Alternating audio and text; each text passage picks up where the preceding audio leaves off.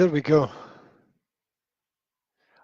I've just solved the mystery of the missing black cat.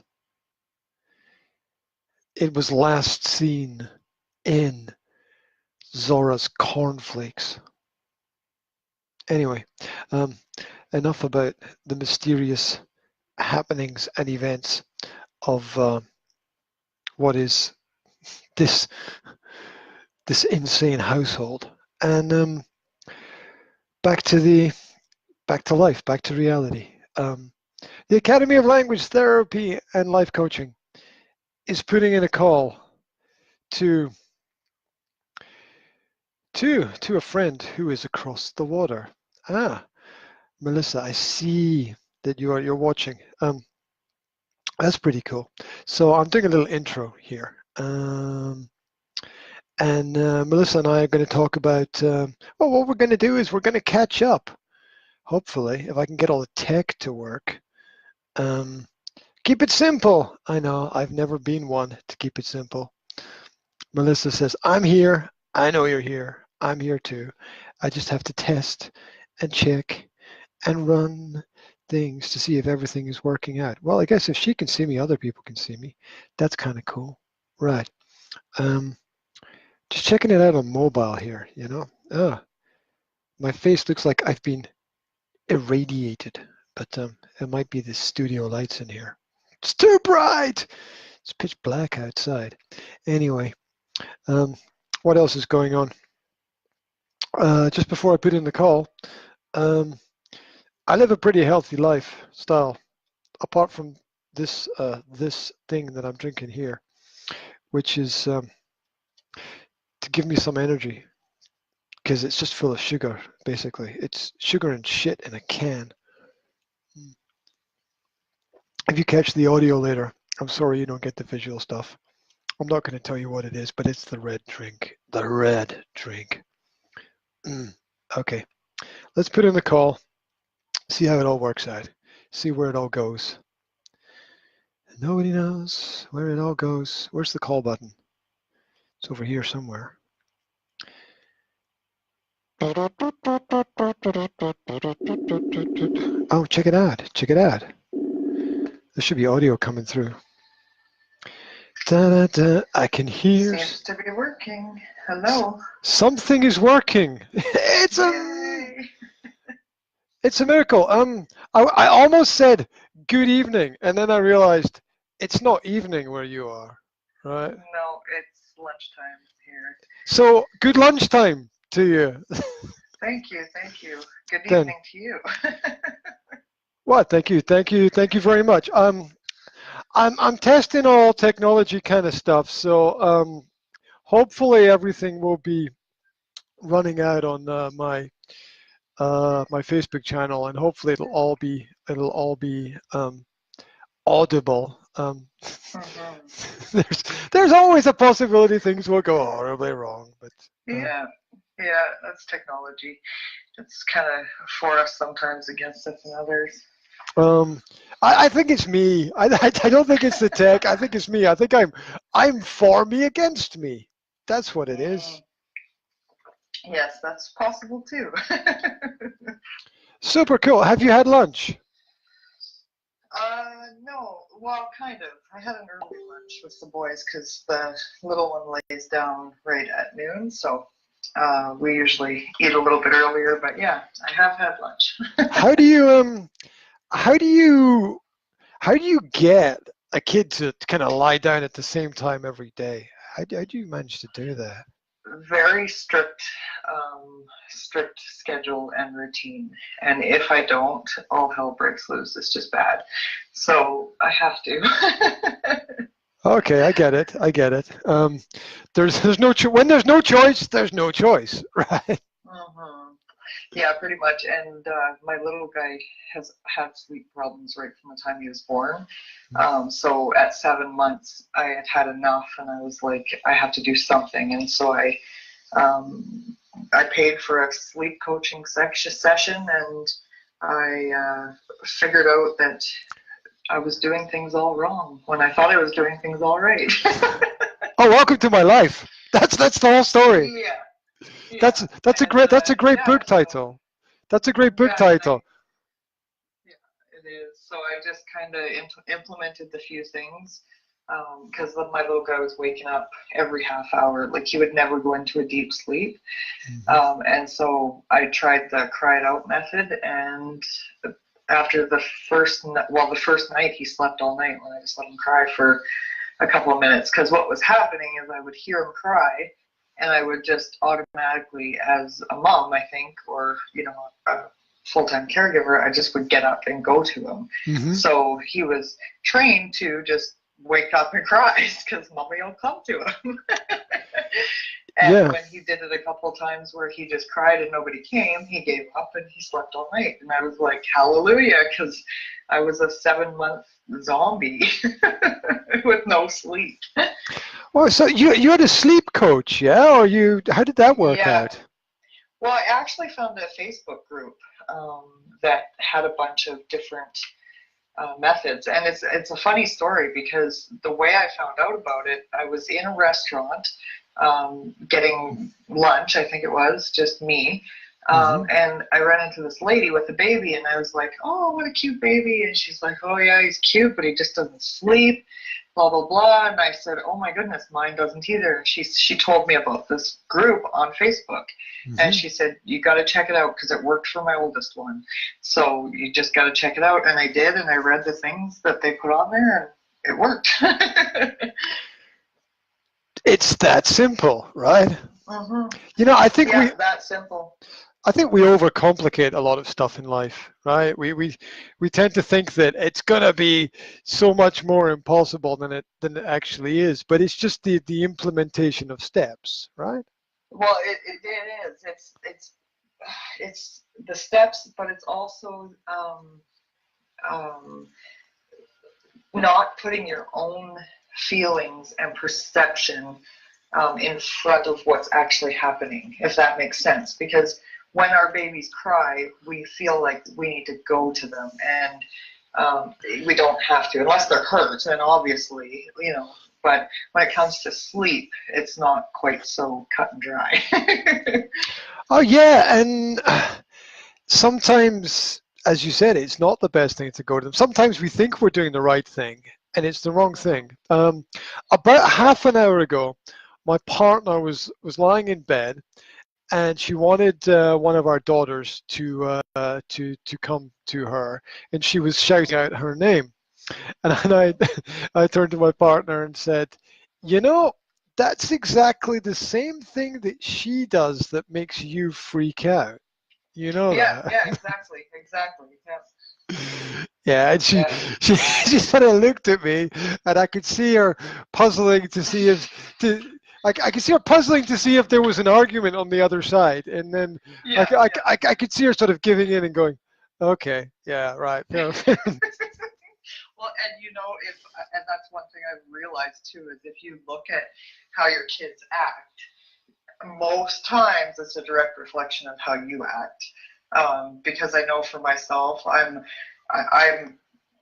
pretty abrupt, and when I watch my girls with my little guys, they're the exact same way. It's almost like they're mean, and I'll be like, "You're mean," and then I'm like, and then I catch myself doing the same thing, and I'm like, "Oh, I'm mean too." Um, It's definitely interesting how we reflect that, and then our kids, that's what they know, so that's what they do, right? And sometimes we get in this trapped mind that we're perfect and we don't do anything wrong, and I don't understand why my kids don't listen. yeah, Yeah, it's funny. yeah. Well, we get in the mindset of we think that we're doing the right thing, and the truth is Mm-hmm. we don't know because the long term arc, the long term consequences are very difficult to see in everything. And maybe we are doing the Yeah. right thing for right now, but it's Mm-hmm. visible over time that the right thing changes. Yeah, And well, that's just it. Every and day something changes. yeah, and what's working now, what's working for us today, it might not work for us in a week or 6 weeks or a year or whatever. We might have to change or upgrade or rethink, or we might change in some way. Yeah, yeah. Well, I think we're constantly changing and growing. I mean, I guess unless you don't want to be, but I know for myself, every day is kind of a new adventure for me, especially now, because since I talked to you last time, so much has changed. Things have just kind of turned right around. Yeah, yeah, the last time we talked was maybe November last year, sometime around November, Yes. I imagine. Yeah. And we sort of Yeah. we communicated, and I knew that you'd had some health problems with at least one of your children was Yeah. was Yeah. was sick or ill, and then I know that you moved or something. But do you want to run Yeah. us through some of the things you went through? Because I remember at the time thinking, "Oh my God, this is crazy! What was happening?" So do you want to? Yeah. Sure. I definitely can share that. In September, my little guy woke up at, well, he's 5. He's 5 now. He was 4 then. He woke up and he said he had a sore throat, and he was supposed to go to school, to kindergarten. And so I just told him, go lay back in your bed. You don't have to go to school. And I put him back in his bed, and then I rubbed some Vicks rub on his feet and on his chest, and because I used to be totally addicted to that stuff when you get sick. And then I said I'd come back and check on him, and I went and did my daily routine, my house cleaning in the morning. And when I went back in to check on him, he was laying there watching TV, but he wasn't responding to me. So I was like, and occasionally he'll do that. He'll just kind of ignore me, like he doesn't hear me. And so I called his name again, and I said, "How are you feeling?" And again, he didn't respond. So something inside of me told me that was not right. Something was wrong. And so I went closer to him, and I kind of gave him a little shake, and I was like, "Bradley, what's going on?"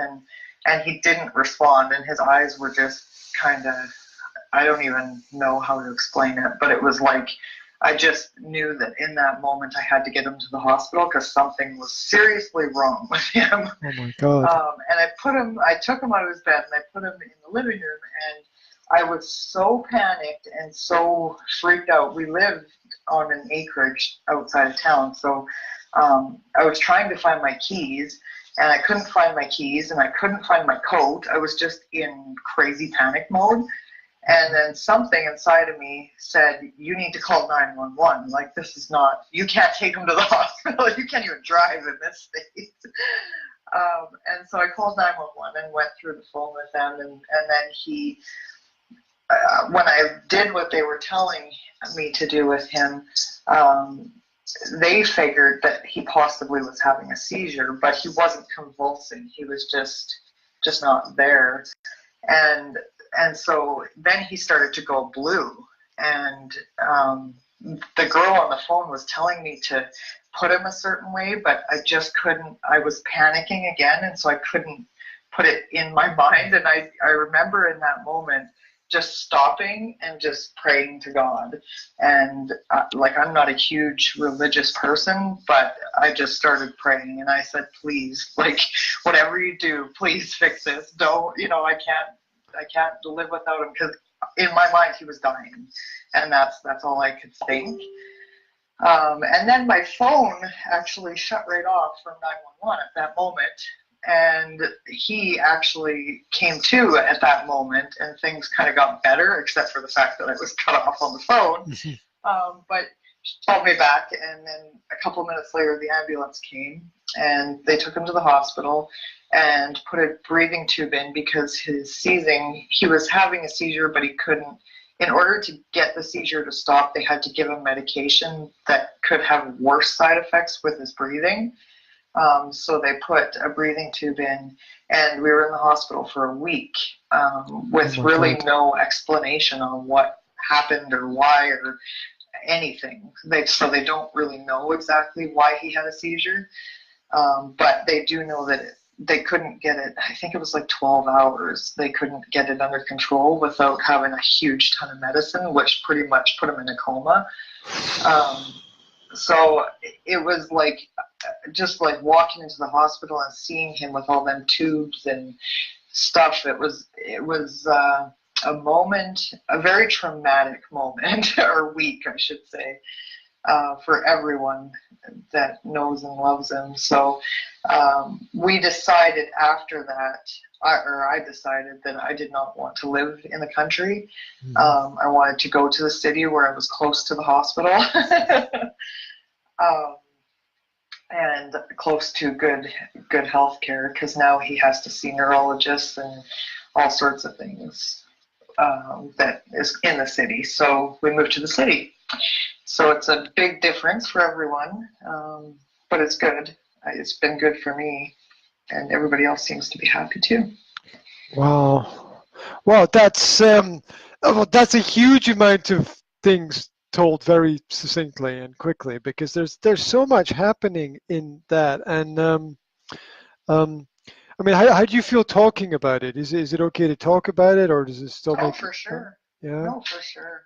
Yeah, I have no issues. I think for me, myself, talking about it is healing, right? I think for a lot of people, like I did a podcast right after, and it was pretty emotional. I don't know if you heard it or not, but I just kind of went through to anybody that was that had gone through a traumatic experience, because a lot of people thought I was totally crazy after, because I was checking his temperature every 10 minutes. I was like, I wouldn't leave him alone for more than 10 minutes after we got home. I didn't actually even want to come home from the hospital. I just wanted to stay there because I'm so scared. I am still scared, but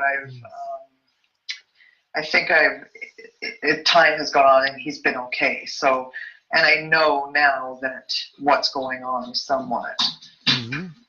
Okay, wow. And there's still no information about the trigger for the event. Is that right? No, they said it may be because he had, so he had strep throat, he had a cold and the flu when they did all the swabs. So they figure it could have been a fever, even though he may not have felt hot at the time. A fever can spike really quickly, and those are the ones that will give seizures. So it could be that, but their biggest concern is the fact that it wouldn't stop, because most kids that have a seizure will only do it for like 2 minutes, 2 to 5 minutes, and then they'll stop.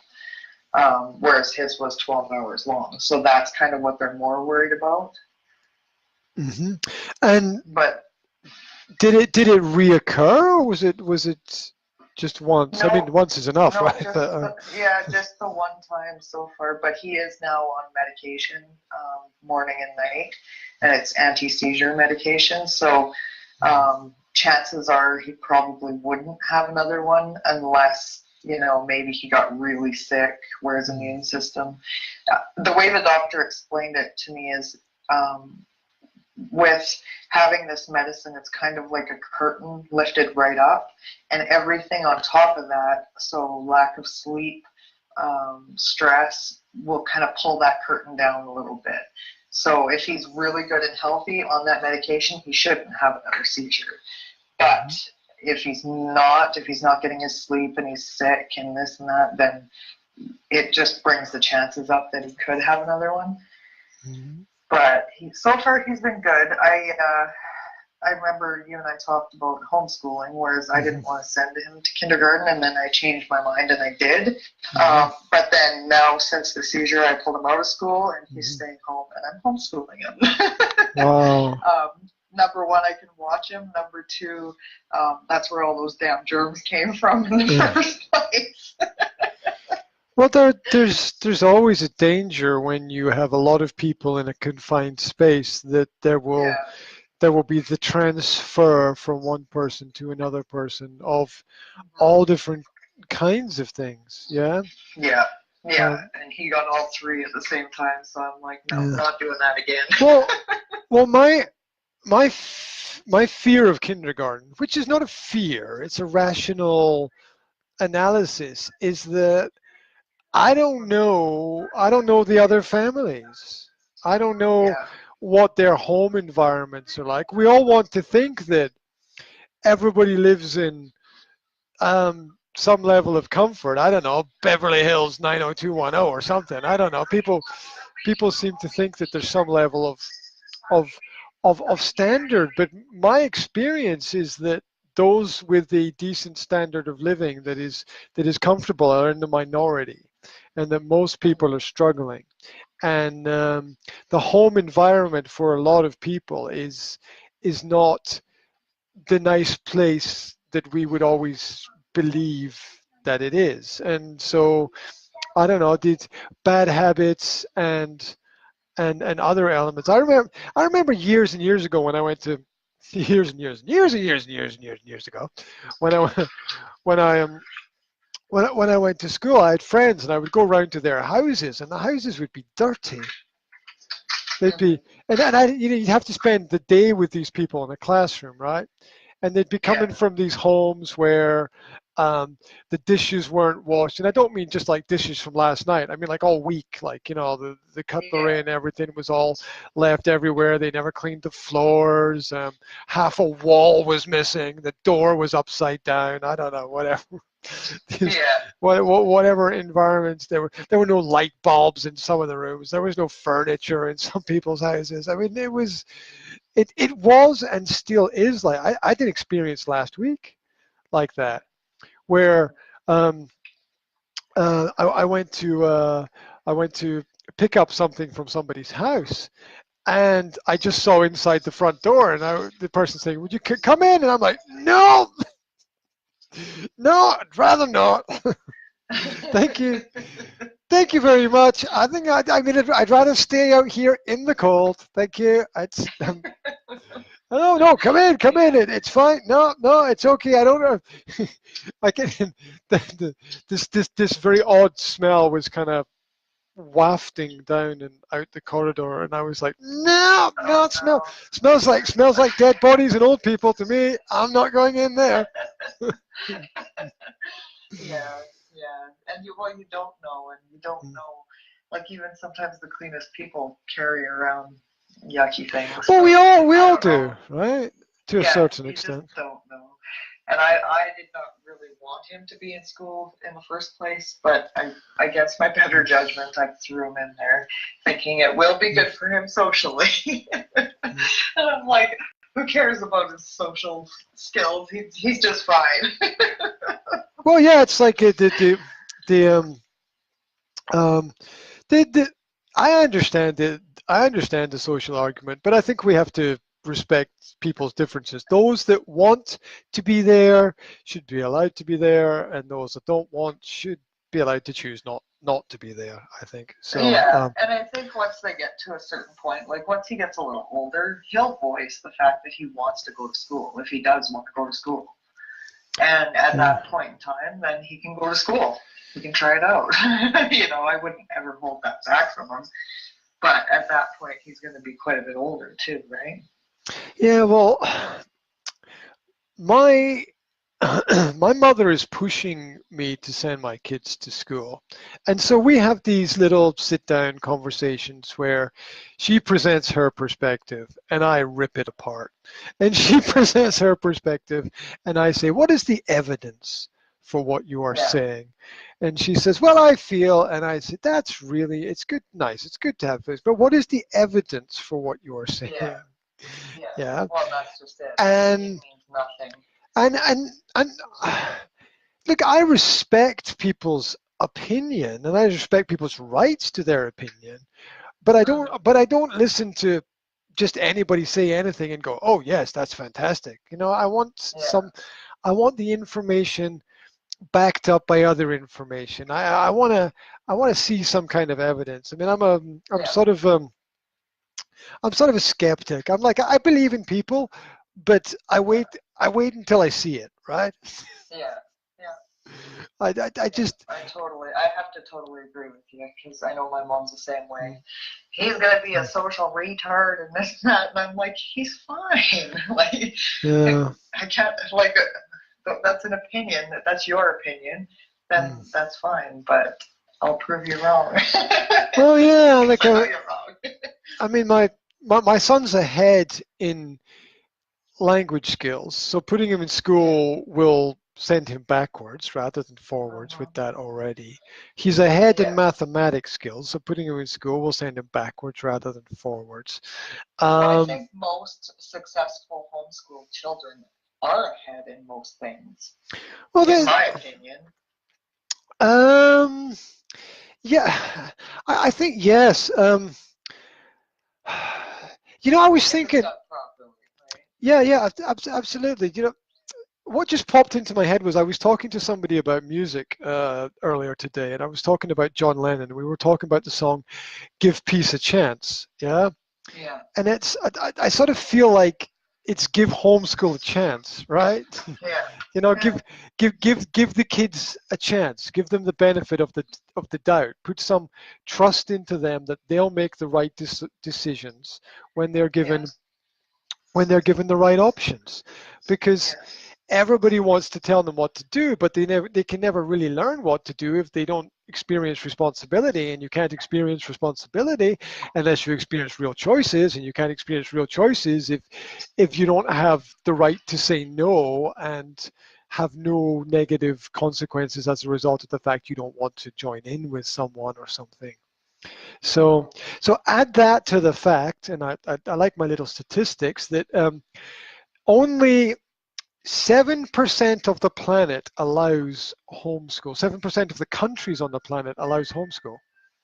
So in 93% of planet Earth, you are not allowed to homeschool. 93%. In fact, in most countries, as a parent, you will be put in prison for homeschooling. You go to prison for doing it. It's a crime. Yeah. It's criminal. Now imagine that. You want to teach your own kids at home, but the government comes and takes you and puts you in prison for life and says, you're a nasty person. And in 93 countries, it's okay to do that. Wow. Well, it's more than 93 countries, 93%, because it's only 50. Go to Wikipedia, type in homeschool, look and see which countries it's legal in. Yeah. And it's only legal in 15 countries. Yeah. Wow. Of the 200 countries worldwide, and of that, it's only really legal in about 7 or 8 of them. The other ones, you have to complete forms and have home visits and have people check up on everything. And we just got a letter last week from a health visitor who needs to come and check our kids, and the reply is, "Thank you very much. We don't need you." What's the point of that? Like. Yeah. For what? That doesn't even make any sense to me. Yeah, well, we don't. Well, we need to check he's not abused. It's like, do you really care when most kids who are abused in government care systems?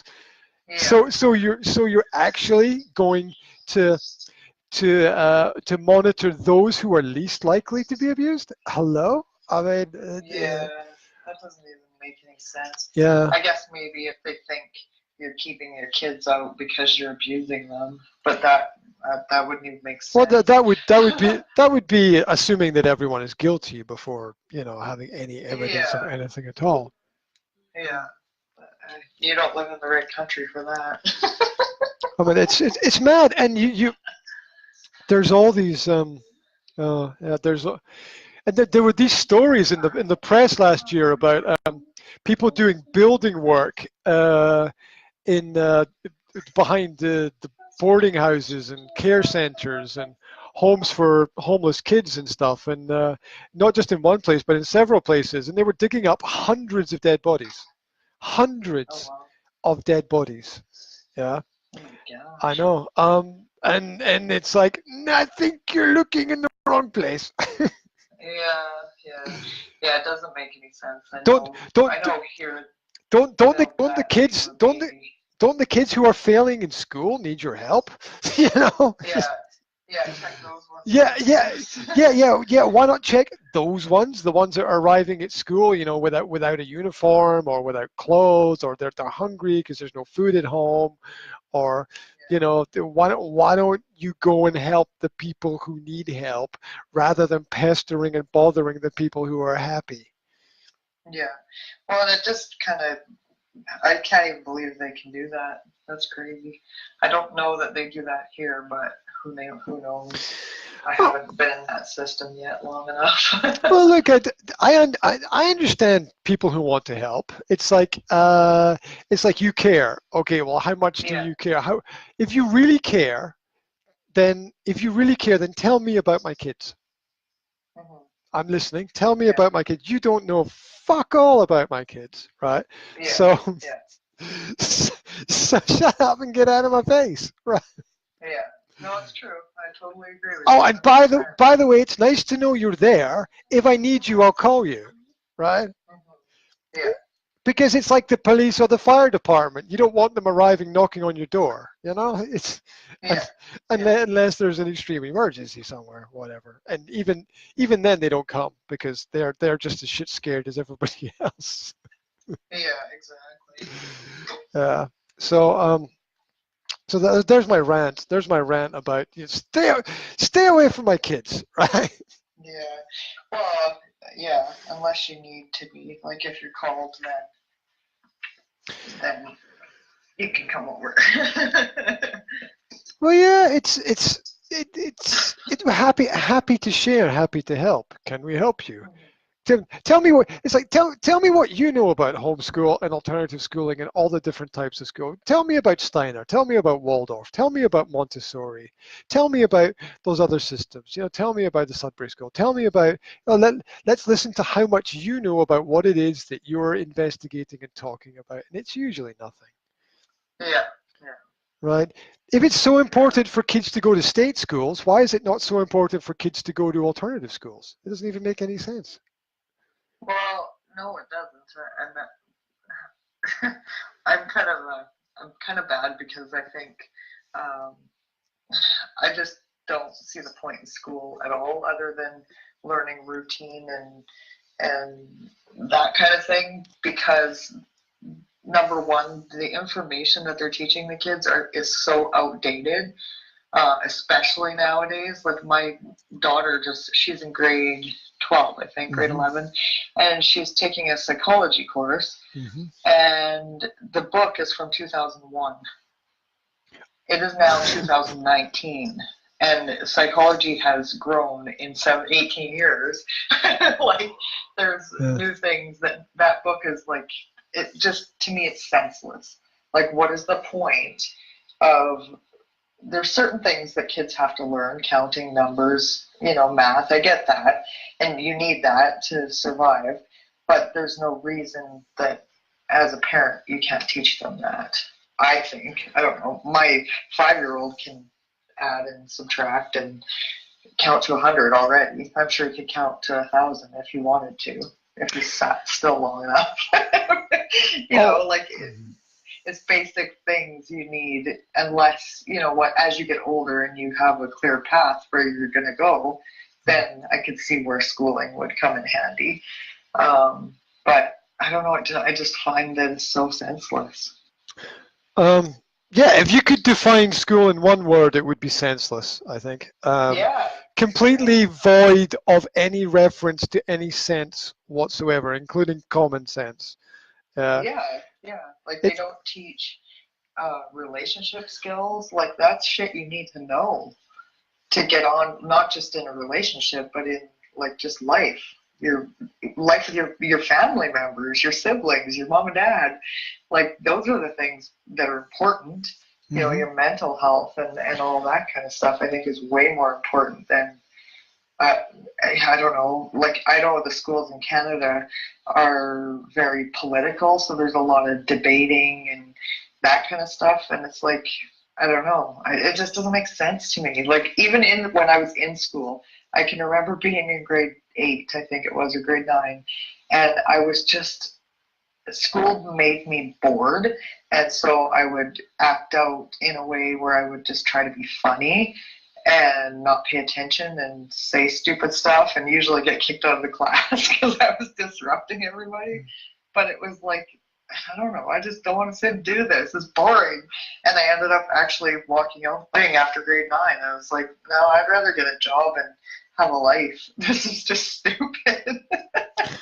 Well, so much. And that's what I did. But Well, the real world is not in Um, schools. The real world is somewhere. The real world is somewhere else. I mean, yeah, it's insane that you think you're gonna learn what's happening out there by locking people in a building for most of the day so that their parents can go and slave at something the kids don't even understand because they don't have enough time with the parents to communicate about the things that are important. It's just bye bye mommy and daddy in the morning and hello in the evening when they're tired, and it's it's absolutely insane. There was a recent study that showed homeschooled children spend 6 to 7 contact hours a day with their parents, whereas state school children spend less than one. Right? yeah, Now, yeah. Oh, for sure. what that means when you multiply it is that's 56 hours a week of parents with children for homeschooled parents, and maybe 7, right, for Yeah, yeah, state school kids. So and then multiply that again, and it would take 2 months for a child going to state school to have the same contact time as it does in 1 week for a yeah, homeschooled kid. So I mean, look yeah. at that. I had a parent complaining to me this morning that her child wouldn't study history, and I was like, quite right. What's the fucking point? I mean, Yeah, yeah. Well, there's what history is not dates and numbers, and it's none of that. It's not dates and places and numbers and names. It's none of that shit, because you can read about history or you can make history. You've got two yeah, choices. exactly. Yeah. I So agree. so Yeah. you might as well make history. And she said, I couldn't get him off his computer. He was on his computer composing music and he wouldn't study his history books. And I'm like, he's fucking making history, right? Yeah, yeah. He's doing what he He's wants. changing Yeah. the world, not reading dead facts about dead people. He's actually Yeah. doing something that might change something. And you're telling Yeah. him, Yeah. no, go and do something completely irrelevant. No wonder he's not happy. Right? Well, and isn't it just funny that again there's a prime example of her thinking she's doing what's best for her child, Mhm. right? It's a perfect example of that. And that's what the society tells us to do. Your kid has to go to school, your kid has to obey the rules, your kid has to read the stupid books that everybody else is reading and nobody cares. It's just, Like how many of those kids in that class care about that history? They just do it because they freaking have to. yeah, absolutely. They do it because they're forced to. It's not free choice. They study the No. irrelevant things. They study war instead of peace. They study irrelevance Yeah. instead of relevance. And it's Yeah. ridiculous. And she's like, well, how do I teach him about history? I don't know. Give him a book about John Lennon. Give him a book about Led Zeppelin. Give him a book about the history of jazz. I don't know. Give Yeah. him, give Yeah. him, give him a biography. Give him an autobiography.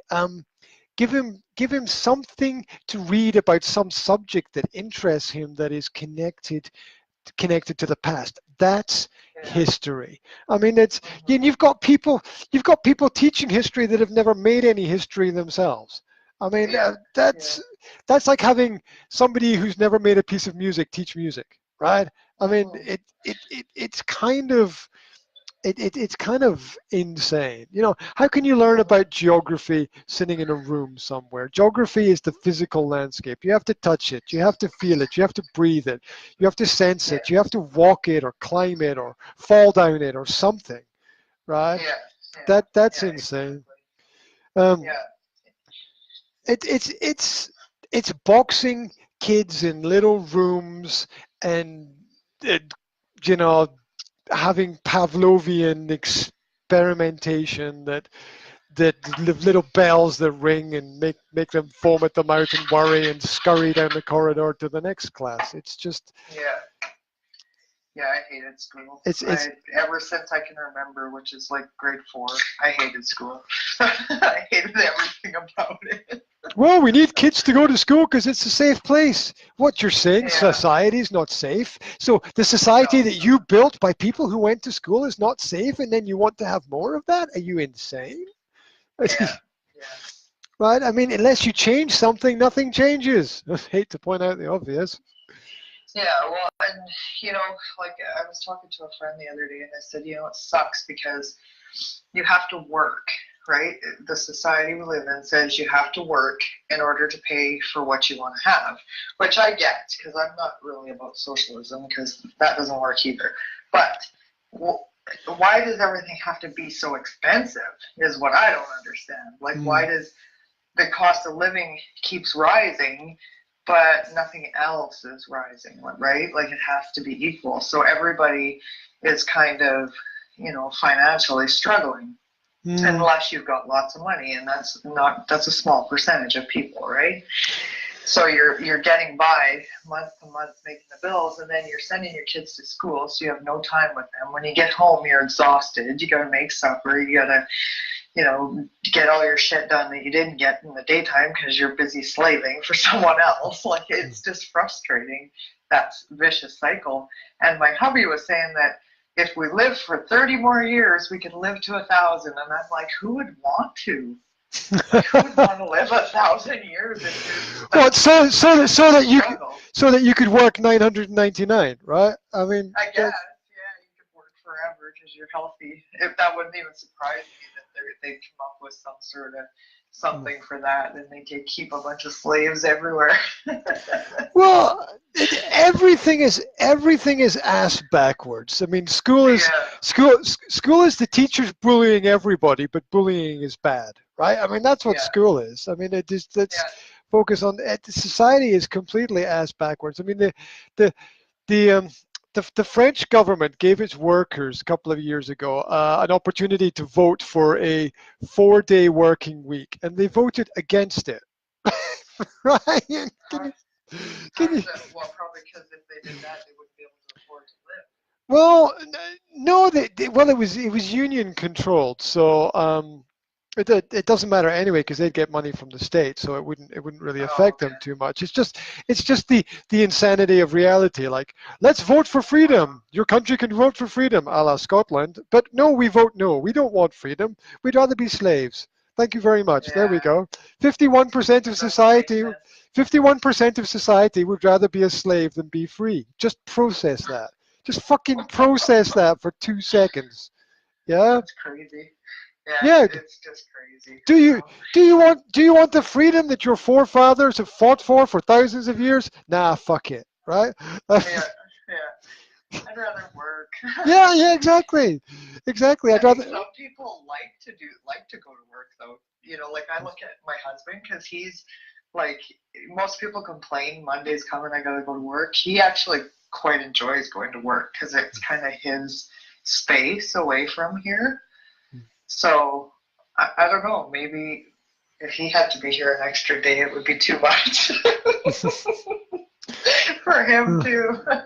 Well, I get that. I mean, I used to think that my little office space was my little sanctuary, and I needed it. And then I realized I was wrong. And what I really needed was the challenge of being with my kids rather than the escape from them. And it is a challenge. I get that. I totally get that. It's a challenge. But at the same time, I think for me, like with my hubby, it's easier when he's gone. Because I have a certain order, but when he's here, it just kind of makes it chaos. So for us, it works. It works quite well when he's at work and I'm here. Well, the people. But I think for others, I can see where some women like kind of be like, "Why don't you help me more?" Well, I've always been an optimist too. So I raised 2 kids by myself. So him being away, it doesn't bother me in that way because I'm quite independent anyway. Yeah, it's the people sort of adapt and fit into whatever space and place that they have. Yeah. So, if he stayed at home more, you'd adapt to that. If he went away more, then maybe that wouldn't be cool because you'd have less time together than you'd want to have anyway. But still, we adapt, right? We adapt to these situations. Some people for work are going away for long periods of time, and if you look back into history and you realize that people went off for 10 years to find work, they'd go off from Central Europe to North America, they'd come back 10 years later, right? and they'd get married before they go, right? And then they'd go off and they get married, and the wife would pop out a few kids, and then he'd go off to make some money somewhere, and he'd come back, and the kids would be all grown up, and hopefully he'd have some money if he managed to get back and get out of the indentured servitude or whatever ridiculous mess that people got themselves in trying to get to America. So the hardships were there in the past, and I think that we sort of get what we want, even if we complain about it. It's not actually a real complaint. That's a really terrible explanation. Let me give you a better explanation, right? Because I kind of didn't explain that one very well. But let me tell you what happened today. So I spent some time with my father today. I would describe my father as an older gentleman doing his own thing, right? And whatever that means. That's just a weird description, I suppose. But he needed some help in the garden.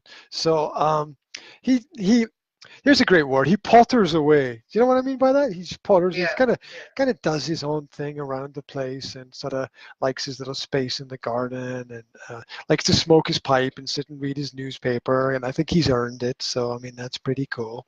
So so anyway, he said, "Oh, I need some help with something. Can you help me?" And I'm like, "Yeah, sure, whatever.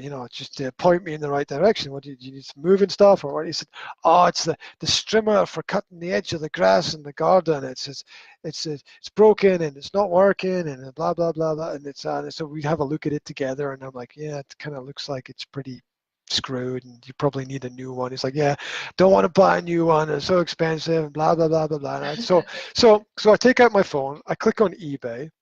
I type in the model and brand of what he's got, and click search. £3. £3. What's that? $3 or something, right? I don't know, whatever, right? And I'm like, look, $3. You can pick one. He says, "No." And I check all the details, and I realize you have to go and pick it up from somewhere, and it's the other end of the country. I'm like, okay, that's not cool. So I click again, and I find a newer version of his stuff, of the thing that he wants, and somebody will post it, they'll send it to you, and it only costs £19, which is like if you buy one new, it'll cost you like 150 or something. I don't know, whatever. Yeah, and I'm like, look, 19 quid, Dad. What a bargain. Look, I press this button and someone will bring it to the door. You don't even have to go anywhere. You don't have to worry about it. It's even got a 30-day money-back guarantee if you're unsatisfied. Yeah. Look, do you want it? And he's like, "Oh, I don't know." I'm like, "Dad," Dad, are you going to ever get a better offer than this? No. "Dad, have I solved your problem?" "Well, yeah. So come on, let's do it. Let's fix it. Come on, that's broken. Let's get rid of that problem. Let's move on. You don't have to worry about it again. You get a new one, and it'll all be cool." "Oh, I don't know." And this is symptomatic of what I've been dealing with the last 6 months with most of my clients and most of the people around about me. Is here's the solution to your problem. This is it. And people are like, "Nah, not interested." Yeah. Like I can rather be kind of stuck in the problem. How much I don't understand. Yeah, I can go into companies and say, "Look, this needs to change, this needs to change, this needs to change. You need to switch this in the business, you need to focus on that, you need to get these people over there, you need to do this." And people are like, "Oh, well, I don't know. We're sort of satisfied." I'm like, "Well, do you want progress or don't you want progress? Do you want to do something or do you want everything to be the same forever? Yeah. Do you want to be stuck on the same page the rest of your life?" Yeah, and I guess if you're happy with that, then that's okay, right? But do you think half the problem though is maybe people don't know what makes them happy? Because I was talking to you about like showing you all those pictures of that furniture, and for me, moving here, it's just a better place. It's a newer place. I have inspiration because it's pretty, and that's my kind of thing. Like my background years ago, I took interior design, and I always loved refinishing furniture. But then when I had kids, that kind of got put to the wayside because I didn't have time or money or anything for it. And then when I come here, somehow, I don't even remember how it started, but I refinished something, and then it just kind of went crazy, and people were bringing me stuff, and my husband was bringing me home furniture. He's like, make this look good. You know? And so it's turned into a full-out, almost business, you could say, where people are buying my stuff, and I'm making actual profit doing it. And I think back to it, and it's like, this is what makes me happy, and it always has, right? But I feel like people just don't know what that is, because for a long time while I was in that last place, because I was there for 7 years, I was thinking about it, and I was like, what does make me happy? You know, like I was kind of stuck. And I have to say now, looking back, I was really stuck as to what made me happy, like what defined me, what made me feel good, not what am I labeled as, right? Because I'm a mom and I'm a wife and I'm a housekeeper, you know, I'm a bathroom cleaner, you know, all these things. But if you don't do for yourself, then you can't really move forward and get what you want, right? No, absolutely. Well, first, it's amazing what happens for us rather than to us. Yeah, so we have these experiences which we perceive to be negative, and they may be very negative at the time. But what happens is we grow through them. And as a result of growing through them, new opportunities exist. And if we are aware, then the opportunities persist, and then we can take advantage of those things. Yeah. And the second thing is that happiness is not as important as progress. Because if you're happy and you don't really go anywhere else, you get left behind, because the world continues to move. You know, things continue to grow, things continue to happen. And you know, as much as we say the more things change, the more they stay the same, well, there's sort of a flux and a flow to everything. I mean, the river doesn't appear to move, but it's moving all the time. And so it's progress and the steps of progress that I think lead to some kind of contentment. And it's a really interesting word. To be content as is used, content there is used as an adjective, it's descriptive, yeah? But it's also a noun, content, the things that we have in our lives, the things that we surround ourselves with. And it's the content, I think, progressive content specifically, that leads to us being content as a result, the feeling, and having some level of this kind of abstract happiness, which is different for everyone. It's, you know, it's like when a person says, I love you, it's like, what does that mean? That's nice. I love you. What does that mean? I love you too. Right, let's get married. Whatever. I don't know. I mean, because that's kind of something different for everybody, at least from my experience. And so happiness, the same, is something different for everybody. But I think it's progressive, because I do think we eventually get tired of the same being the same, being the same, being the same. And what makes the same eventually good is only the fact that everything else has changed. And we can appreciate the fact that something is the same, but it still requires that change in the environment. Yeah. Well, I know my change in environment was huge, because I was very, I don't even know. It wasn't like I was depressed, because I wasn't like that, but I was maybe on the way to it, possibly, you know, just no motivation, no drive to really do anything. And coming here, I guess probably because it's the city too, right? It's a different energy in its own. Whereas being out in the middle of nowhere is just, to me, it's very calming and serene. I don't want to leave it. You know, I was perfectly fine with that. But I'm actually perfectly fine with the city as well, because it makes me feel like I want to get out and do things. And I've recently got a membership at the gym to start kind of getting in shape in that way. And that's something that I haven't done since the last time I lived in the city. Wow.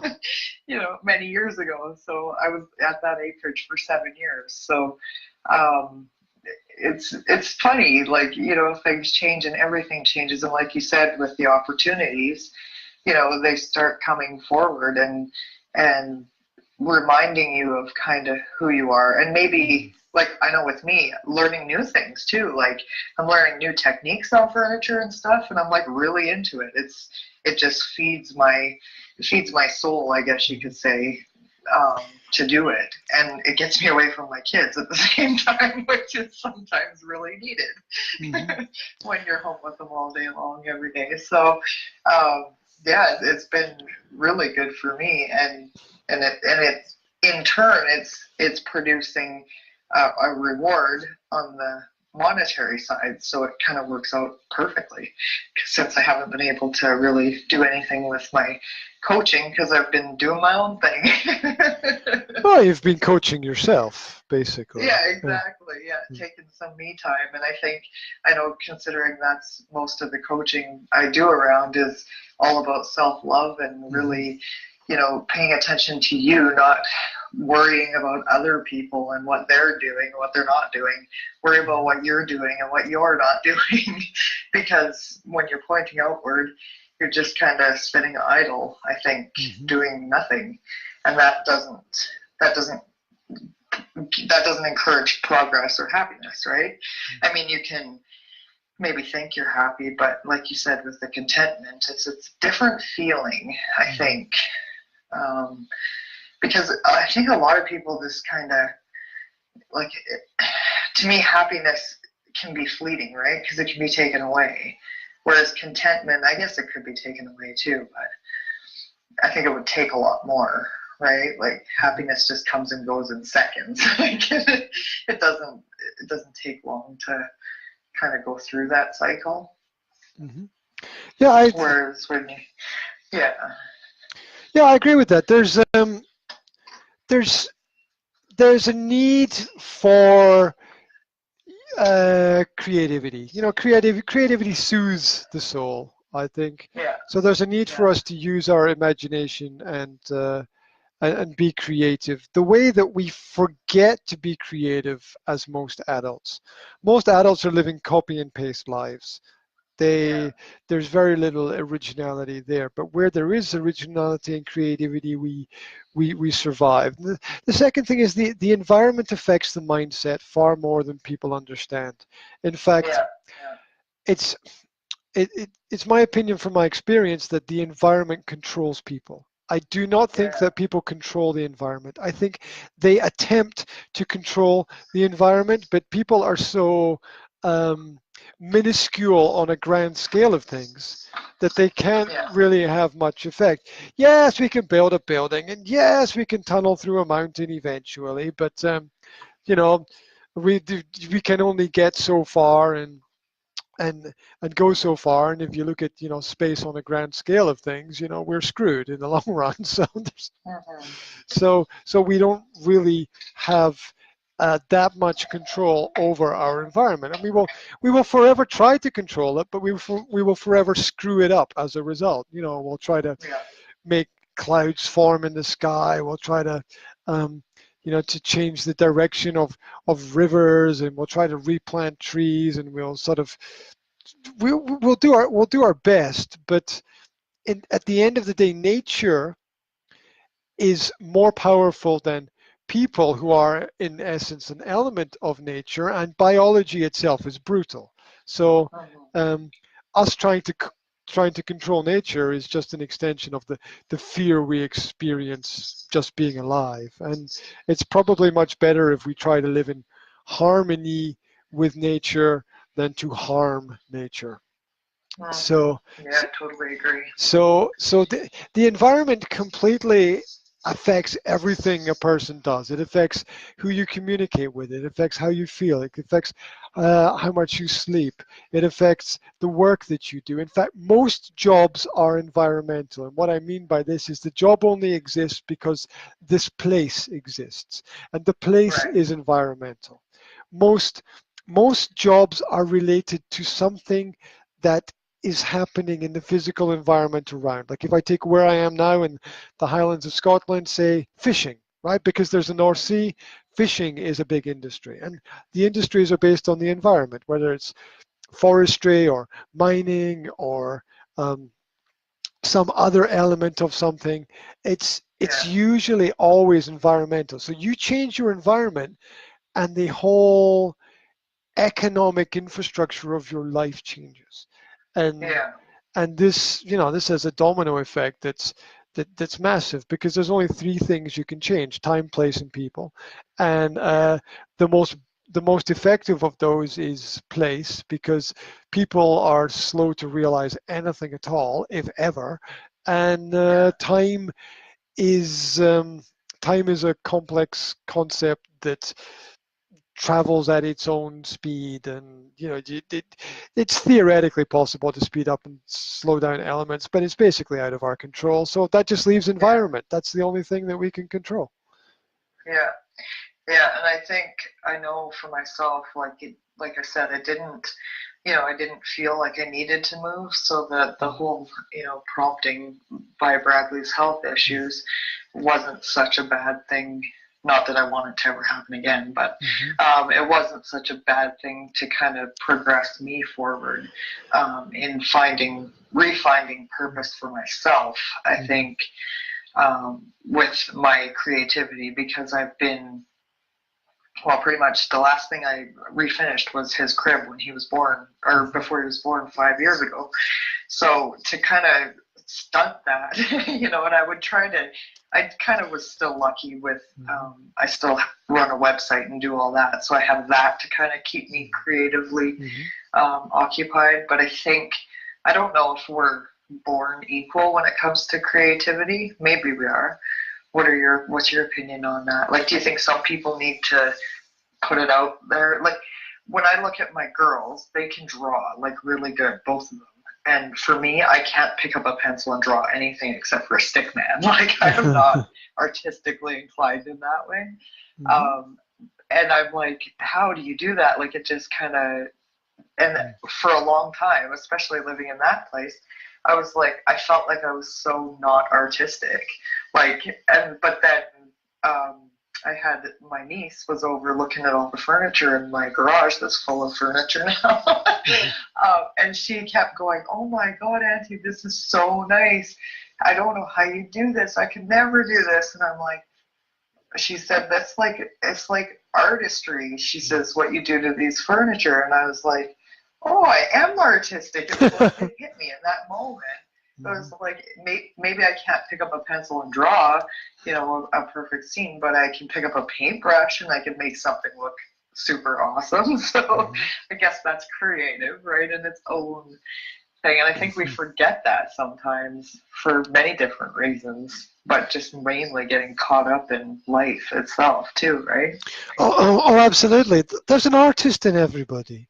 And we express it in different ways, some through conversation, some through their lives, some through helping people. But without art, life has no meaning. Absolutely none. Yeah. Without the creation of our understanding of aesthetics and beauty, there's very little. And that's why a lot of modern art is rubbish, and it's ugly, and it has no place in the world, and it's frightening. The postmodernist tosh bullshit and nonsense. Basically, it's just, there's no place for that as far as I'm concerned. And the other point is that equality is not something that should ever really be wished for or seeked. Is that a word? Seeked, looked for? I don't know. Seeked by people, because there is no equality anywhere. There is none. There's no two trees the same. There's no two people the same.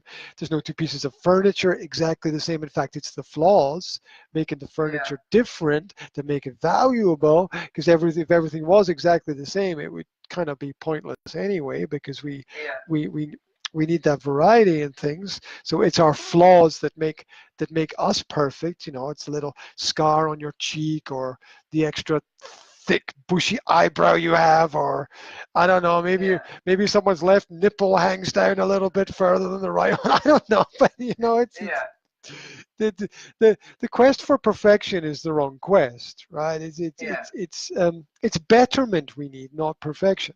And Yeah. and this idea about everything being equal, fuck equal. Who the hell wants Yeah. nothing good is equal, and nothing good Yeah. is equal to anything else. What do you want? You want both teams to have a to have a to have an equal skill level? Yeah, okay. Well, the basics are the same. You want in football, you want 11 players in each team on either side, but you don't want every player to play in exactly the same way. You don't want Mhm. equality there, and it's the variety and the understanding that people are not equal that makes everything great, which is why we do stupid, retarded stuff in school, like make everybody read the same book, make everybody Yeah. dress the same way.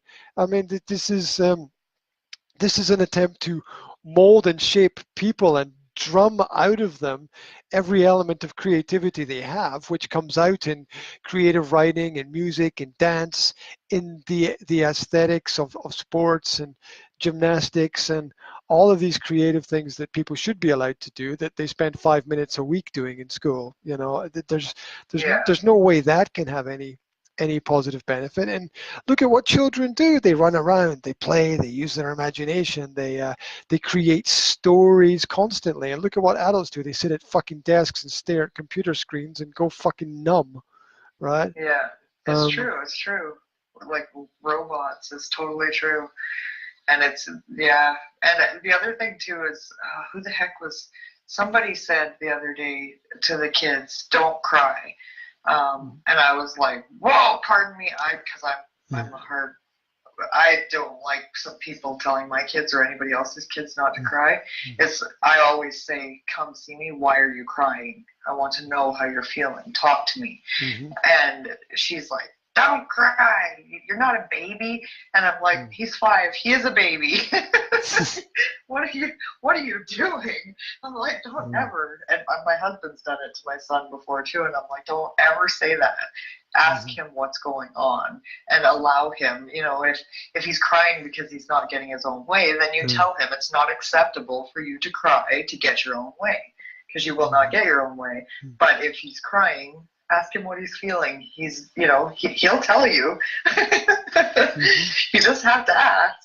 But that's just it, is they don't hold back their feelings unless you kind of program them to hold back their feelings.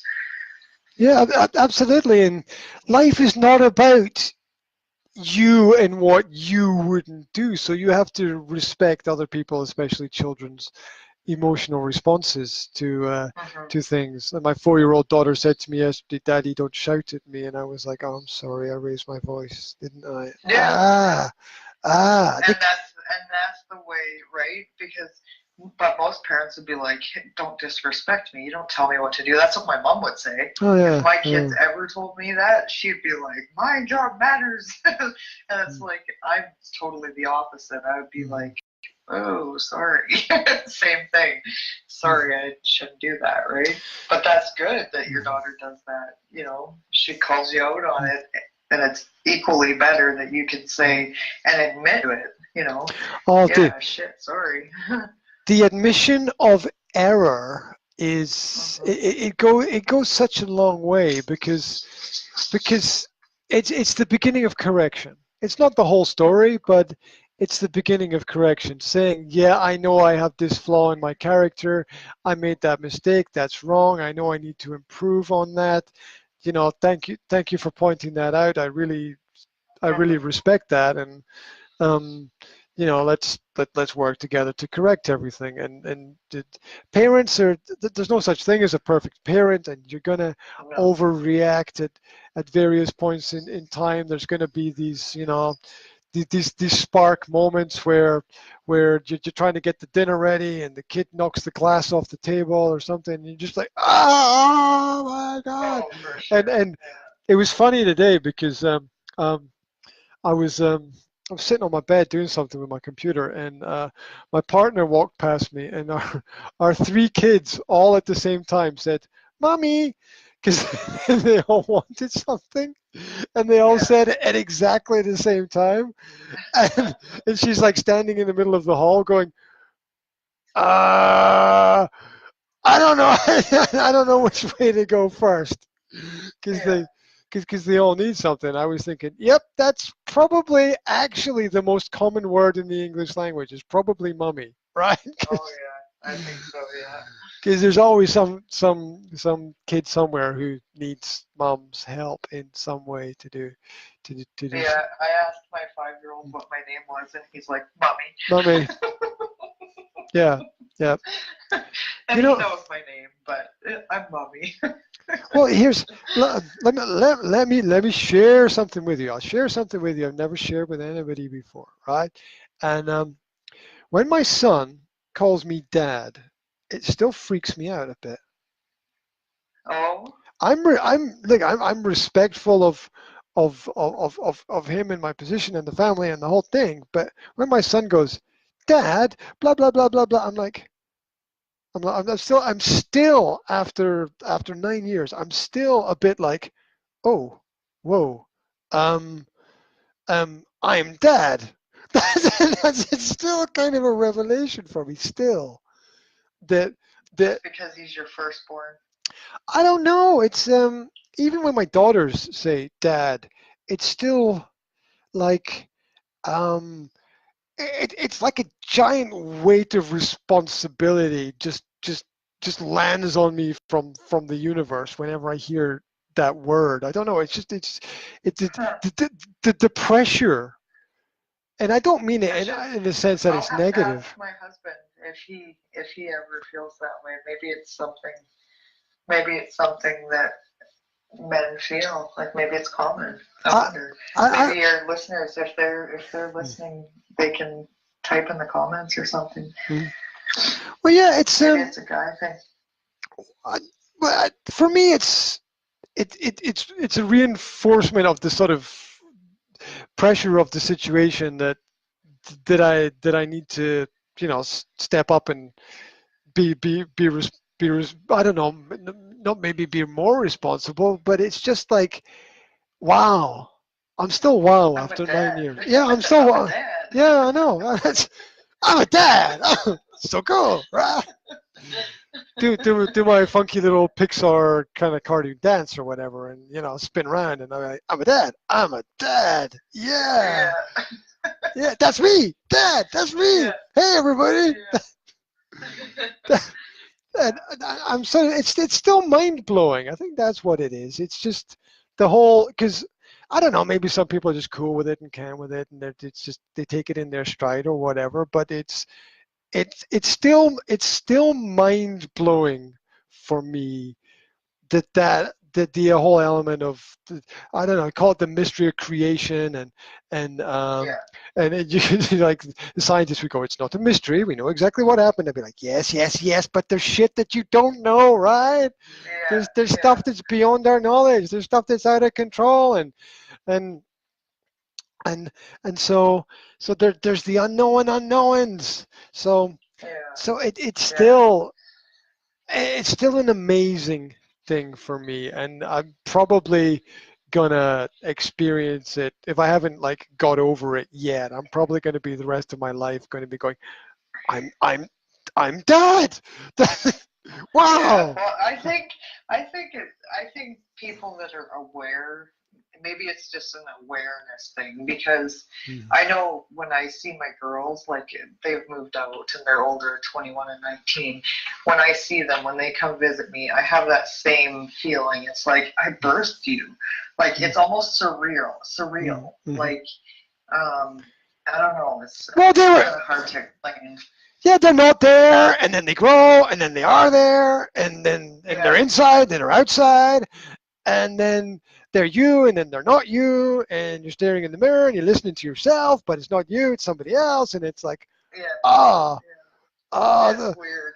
there's a Stephen King novel in there somewhere, right? I think so. And it won't have a clown in it, I'm No, sure. you never know. Maybe it will, maybe a couple. Oh my God. Yeah, Um, it's definitely surreal, I think, when you're aware and you're kind of, as time goes on, I mean, you know, things things change and, mhm. and time goes way faster than it seems to Like, I don't know, it's just weird as you get old. Oh, somebody's it's I remember being around my parents when I was say 12, 13 years old, and I remember saying, "Mom, I'm bored." And fast forward sort of 30 years, right? And I'm like, the whole concept of bored is alien to me now, right? Because of time. Because Yeah. there's like I'm running around going, fuck, I've only got 40 more years to live. There's so much to do. And I sort of reflect back to the experience of boredom, and I think that boredom is by definition a lack of freedom, because you're not able to do what it is that you need to do or want to do at that period of time. So I think boredom is a feeling of a lack of freedom. It's a feeling of entrapment. That would make sense, because I was never bored as a kid, but I was kind of let to do my own thing. Like I didn't. Yeah, because did my own thing. So. And I sort of react against my own history with that, and I don't want my kids to sort of feel trapped, because I think that would lead to boredom. So that's why I kind of just let them do whatever it is that they feel like they need to do within reason, because dad has his rules, blah blah blah blah blah. But if they there has to be boundaries for sure, but I think they should be allowed. I know with my kids, I just let them. My little guy likes to play on the PlayStation, the computer, and learning and all that, and I just let him. That's what he likes to do. It's not hurting anybody. He's not, he's eating, he's drinking, he's going to the bathroom, he's learning, and he's fine. But my mom comes and visits, and she's like, "Why do you let that kid play the game all day? Why do you do this? He should be doing that. He should be helping you with chores." I'm like, no, we have a routine. He helps with cleaning up at night. We all clean up together. Like, we have our thing. He learns cleaning as well, But that's how she was with us. It was like, okay, right after supper, you have to get up. You have to do the dishes. You have to do this. You have to do that. And it's like, I don't want to just do that and do that. Yeah, well, there's do my own thing. Well, children can't. It's almost like you don't trust kids when you're trying to micromanage their lives. It's almost like you don't trust them to do their own thing or have their own thoughts. And a kid who is mistrusted will become mistrusting. Yeah. So they're not going to learn the right lessons from that kind of parenting, for sure. No, I don't think so, because that's how I am. It's very mistrusting. The same thing, and I find myself sometimes being like my mother with my husband. Usually, I don't do it with my kids, but with my husband, I do. And I'll be like, "You got to do this, you got to do that," a little bit controlling, and then I'm like, "Whoa!" And then I just say to him, "I'm sorry. I'm not trying to control you. It's just this is kind of I get into this flow of dealing with kids all day. You're kind of like an extra kid." Well, if you want to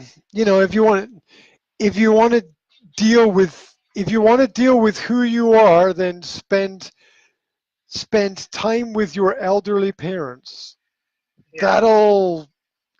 That'll give you a giant, I don't know, brain fuck. Okay. Yeah. Because I hope I'm not like my mom. Like, I love her to death because she's my mom, but I don't know. I try very hard to not be like her at all. Yeah. And I probably am very much like her in a lot of ways. I should probably be in check of that more often. Yeah, well, the linguists of society would say, be very careful about the phrase, "I love you to death." Yeah. Because that has a double meaning in it. Oh. Okay, so we have to be. Yeah, I just as the Academy of Language Therapy and Life Coaching, tra la la la la. we need to be very, very aware of the language that we use to describe the people around about us, because it reflects a lot of things in and out and back around. Yeah. And so some things are passing phrases that we say just because we say them, and other things have heavier meanings. And so it's like there's a strong psychology connected with certain phrases, such as "I can't stand it" tends to cause people to collapse and fall down, believe it or not, because you're programming your own brain to tell your legs to not work. Okay, so okay, so when you say "I love you," to death, there's a powerful dark image within such a phrase, which I'll end the sentence here. Blah blah blah. Okay. I won't explore it any further, but it's worth looking at the language that we use, and I'm certainly as guilty as everyone else of expressing inner emotions through certain phrases that I use. There we go. Love you to death with a pillow on your face? Is that what you're saying? She really did love him to death. There we go. There's an Agatha Christie story in there somewhere as well.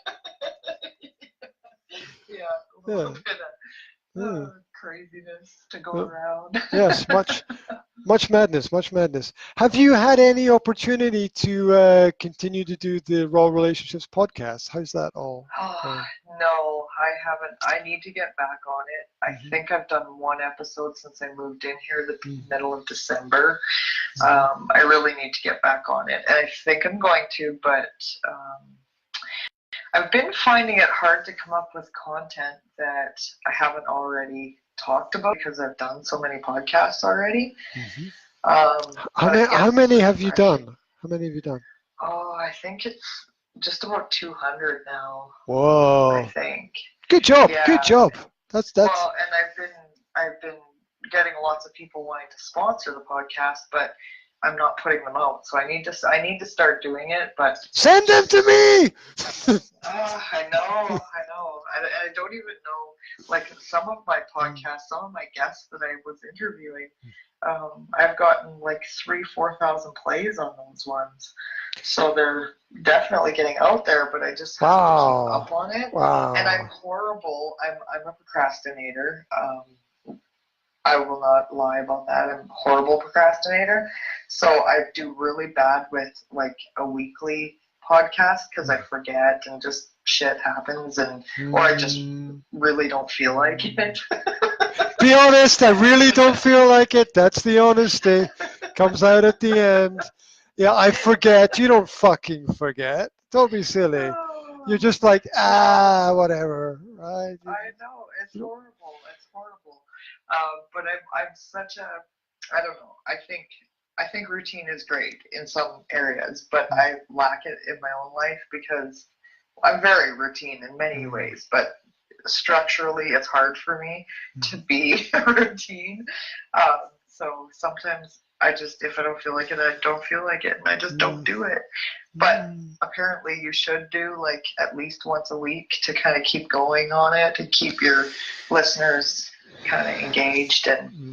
But sadly, my listeners aren't very engaged. Like, they're listening, but they're not engaging. So well, they're not, because you haven't done any regular podcasts, for God's sake.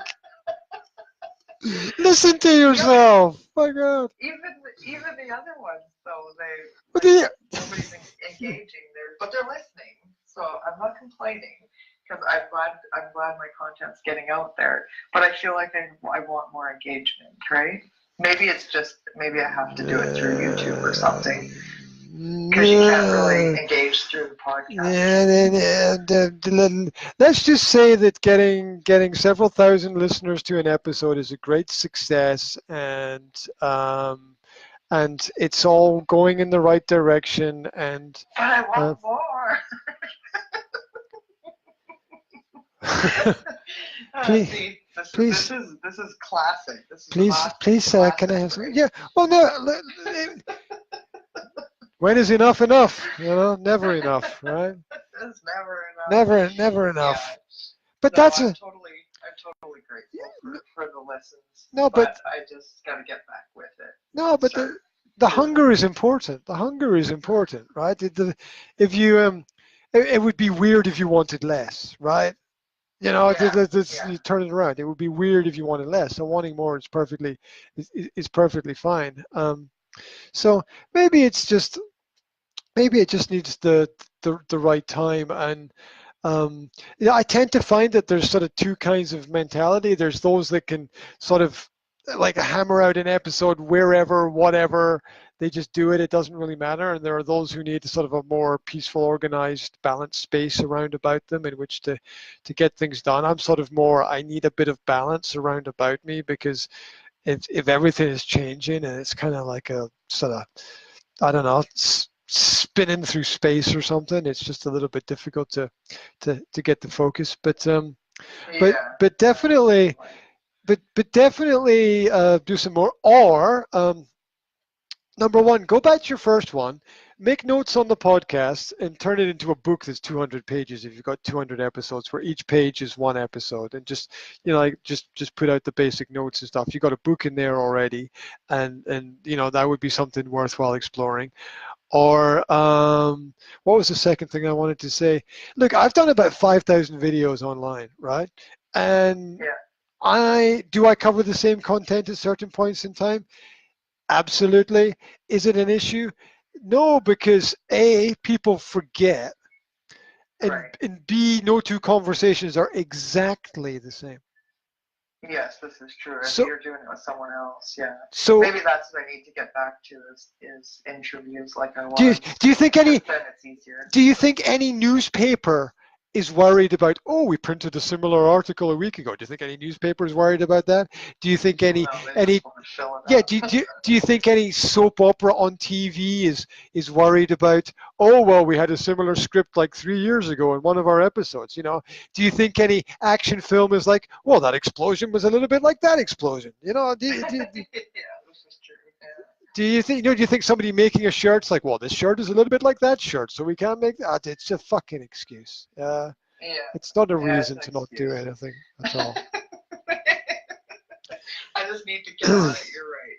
See, this is why I like talking to you, because you just kick me into gear. I'm just, that's what I mean. That's what I do all day. Is I'm just like kicking people around. I just like footballs. I'm like, come on, guys, come on, keep moving.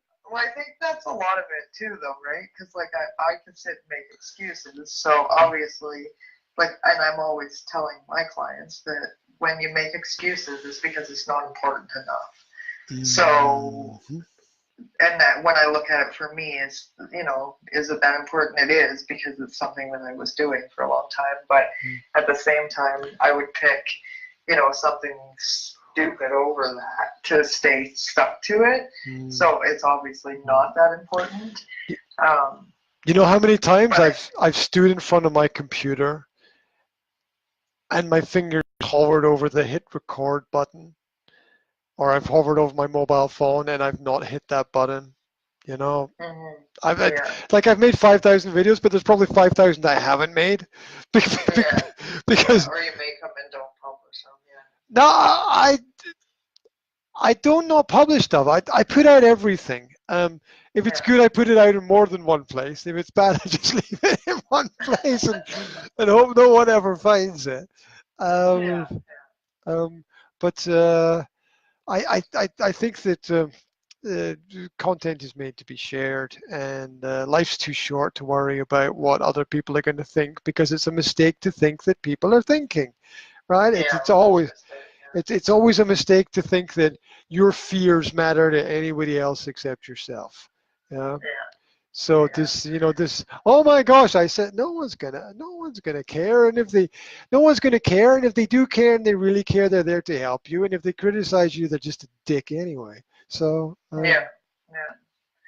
Well, that's just their perspective. So I know that's like going back to the furniture. My mom came to visit, and I was, I was kind of proud of a few pieces that I did, and I decided to keep and put in my living room. And she looks at me and she says, "And what are you selling that for?" And I said, "Well, to the right buyer, like $250, but I'd keep it. So that's why I put the price really high if I want to keep it."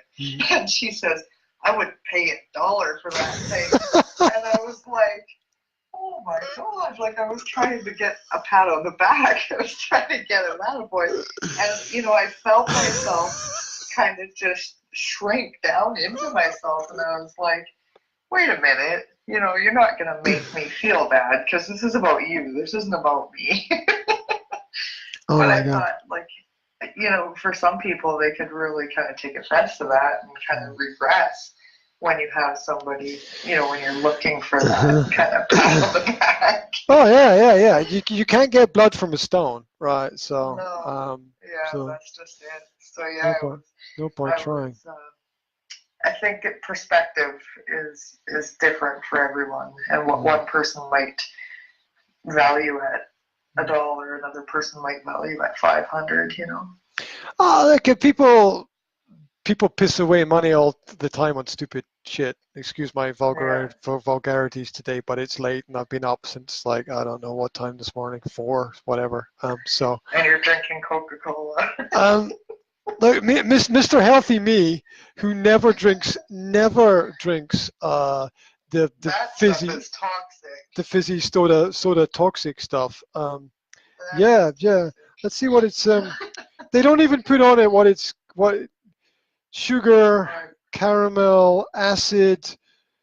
Yeah, and natural. You can polish silver with Coca-Cola. What the fuck is natural flavorings? I mean, that could be like dead hedgehog or something. Could be anything. Yeah, it could be anything, couldn't it? So, it's yes, I agree.